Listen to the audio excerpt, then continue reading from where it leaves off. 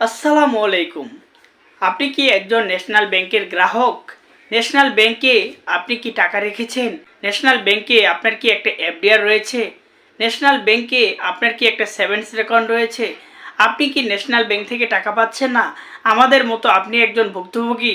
তাহলে আমি আপনাকে আজকে অনুরোধ করব আজকের এই ভিডিওটি শেষ পর্যন্ত দেখার জন্য। আমরা যারা ভুক্তভোগী রয়েছি বা ন্যাশনাল ব্যাংকের গ্রাহক রয়েছি, আমরা আমাদের টাকা কেন পাচ্ছি না?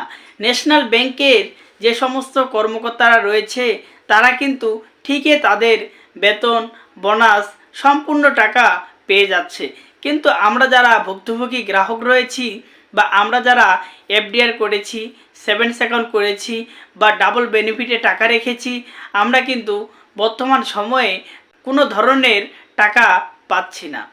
আপনি যদি ন্যাশনাল ব্যাংকের একজন গ্রাহক হয়ে থাকেন, আজকের এই ভিডিওটি আপনাকে মনোযোগ সহকারে দেখতে বলবো এবং স্কিপ না করে সম্পূর্ণ ভিডিওটি দেখবেন।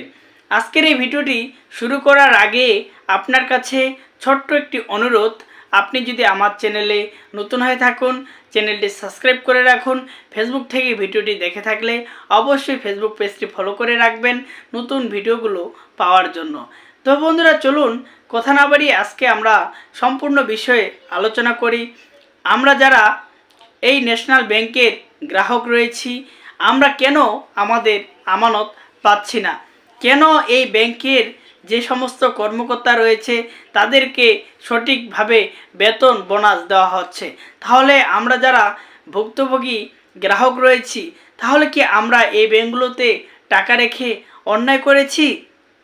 আমরা তো শুধুমাত্র আমাদের টাকা ফেরত চাচ্ছি, আমাদের কষ্টের টাকা, আমাদের কষ্টের জমানো টাকা আমরা ফেরত চাচ্ছি, তারপরও আমরা আমাদের আমানত ফেরত পাচ্ছি না। তবে আমরা দীর্ঘদিন থেকে কিন্তু আশায় ছিলাম যে ন্যাশনাল ব্যাংক থেকে ঈদের আগে বড় ধরনের একটা টাকার অঙ্ক গ্রাহকরা পাবে, কিন্তু অবশেষে গ্রাহকরা তাও কোনো ধরনের টাকা পেল না।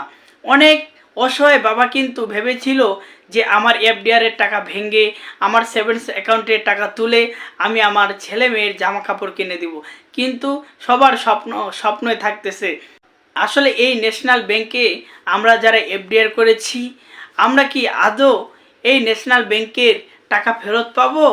আমরা দেখেছি যখন এই ন্যাশনাল ব্যাংকের আগের চেয়ারম্যান আবারও দায়িত্ব পায়, তখনই কিন্তু 1000 কোটি টাকা এই ন্যাশনাল ব্যাংকে ছাপিয়ে দেওয়া হয়েছিল।